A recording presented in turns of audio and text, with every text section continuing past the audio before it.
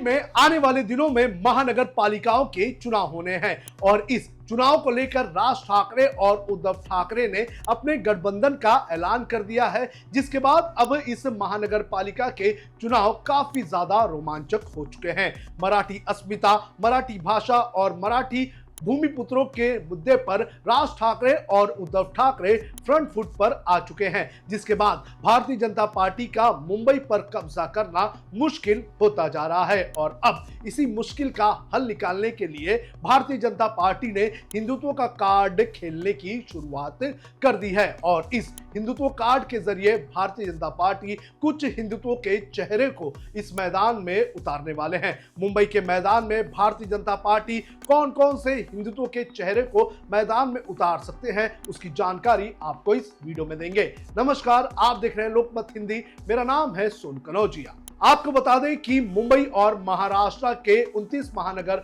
पालिकाओं के लिए 15 जनवरी को मतदान होने हैं। 16 जनवरी को इसके नतीजे आएंगे, लेकिन नतीजों आने के पहले और चुनाव की ये सारी प्रक्रिया शुरू होने के पहले लगातार घमासान शुरू हो चुका है। राज ठाकरे और उद्धव ठाकरे ने जिस तरह से गठबंधन का ऐलान किया है, उसके बाद से ही दोनों की ताकत मुंबई में और भी ज्यादा बढ़ चुकी है। दोनों भाइयों के एक साथ आने से मराठी वोट एकजुट हो सकते हैं, ऐसी आशंका जताई जा रही है और बीएमसी पर एक बार फिर से शिवसेना का यानी कि ठाकरे ब्रांड का कब्जा होने की आशंका जताई जा रही है। और इसी के साथ अब भारतीय जनता पार्टी ने हिंदुत्व का कार्ड खेलना शुरू कर दिया है। हालांकि हिंदुत्व का कार्ड भारतीय जनता पार्टी मुंबई में काफी दिनों से कर रही है। खान मेयर नहीं होगा, खान मेयर बना तो मुंबई खत्म हो जाएगी, ऐसे भाषण और ऐसे बयान भी भारतीय जनता पार्टी के नेताओं की तरफ से दिए गए हैं। लेकिन अब भारतीय जनता पार्टी कुछ हिंदुत्व के ब्रांड्स को मुंबई के इस चुनाव में उतारने का काम करने वाली है। सबसे पहले अगर बात करें तो अमरावती से नवनीत कौर राणा को भारतीय जनता पार्टी मुंबई में प्रचार करने के लिए बुला सकते हैं। आपको बता दें कि पिछले कुछ वक्त से नवनीत कौर राणा एक तरह से हिंदुत्व का चेहरा बनती जा रही है।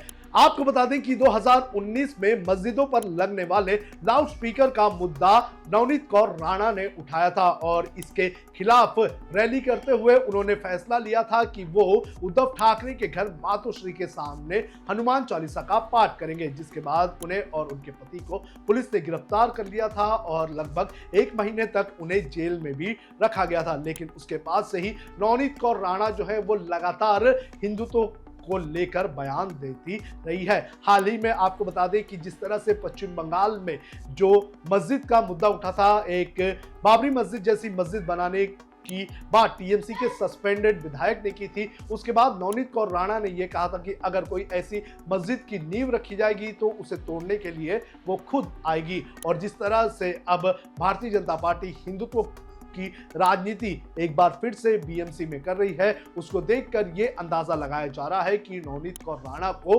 मुंबई के इस चुनाव के मैदान में हिंदुत्व के चेहरे के तौर पर उतारने का काम भारतीय जनता पार्टी का रहेगा। इसके बाद बात करें तो दूसरे नंबर पर आते हैं बागेश्वर धाम के धीरेन्द्र शास्त्री। आपको बता दें कि पिछले कुछ वक्त से यह देखा गया है कि धीरेन्द्र शास्त्री जो है वो मुंबई और मुंबई के आसपास के इलाकों में रैली करते हुए और पूजा कार्यक्रम करते हुए दिखाई दिए गए हैं। पिछले हफ्ते ही उन्होंने अंधेरी इलाके में भी एक कार्यक्रम का आयोजन किया था, जिसके अंदर खुद नवनीत राणा पहुंची हुई थी। अगर पिछले कुछ वक्त से देखा जाए तो धीरेन्द्र शास्त्री जो है वो मीरा रोड, थाने, कल्याण ऐसे इलाकों में अपनी सभा करते आए हुए हैं और इनके जरिए कहीं ना कहीं हिंदू वोटर्स को लुभाने का काम किया जा रहा है और हिंदुओं को एकजुट करने की कोशिश भी जो है धीरेन्द्र शास्त्री की तरफ से किया जा रहा है। जिस तरह से उद्धव ठाकरे को बीजेपी ने मुसलमानों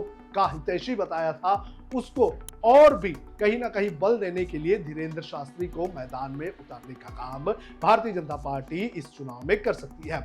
इसके अलावा तीसरा नाम है नीतीश राणे का। नीतीश राणे भारतीय जनता पार्टी के नेता, विधायक और कैबिनेट मंत्री हैं और पिछले कुछ सालों से हमने देखा है कि नीतीश राणे जो है वो फ्रंट फुट पर आकर हिंदुत्व की बातें करते रहे हैं। जिस तरह से उन्होंने अहमदनगर में बयान दिया था, मस्जिदों के खिलाफ बयान दिया है, जिस तरह से गणपति दिल्ली में लव जिहाद जैसे कई सारे मुद्दों पर वो बयान देते हुए आए हैं, तो नीतीश राणे का इस पूरे चुनाव में बड़ा रोल हो सकता है। और ऐसे इलाके जहां पर हिंदू और मुसलमान इक्वल संख्या में है, वहां पर इनकी रैली करवाई जा सकती है और यहां पर ये हिंदू वोटर्स को पोलराइज करने का काम करेंगे और जो उद्धव ठाकरे के हिंदू वोटर्स हैं उन्हें भी काटने का काम नीतीश राणे की तरफ से किया जा सकता है। तो ये तीन हिंदुत्व के चेहरे हो सकता है कि आने वाले जो बीएमसी के चुनाव है या फिर एमएमआर रीजन के जो महानगर पालिका है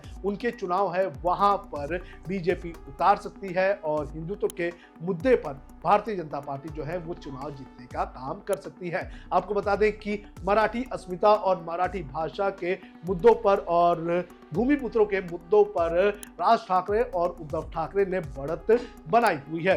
दोनों भाई जो है फ्रंट फुट पर आकर खेल रहे हैं। पिछले 3 से 4 महीने में दोनों भाइयों ने इन मुद्दों के जरिए अपनी लोकप्रियता और मराठी मानुस का जो बैकअप है वो बना लिया है। तो ऐसे में अब जो बीजेपी है उसके सामने हिंदुत्व और डेवलपमेंट का मुद्दा बचा हुआ है और इन दोनों मुद्दों के जरिए उद्धव ठाकरे और राज ठाकरे को हराने की कोशिश बीजेपी की तरफ से की जाएगी। आपको क्या लगता है कि और कौन कौन से चेहरे को बीजेपी इस चुनाव में उतार सकती है? आप हमें कमेंट करके जरूर बताएं।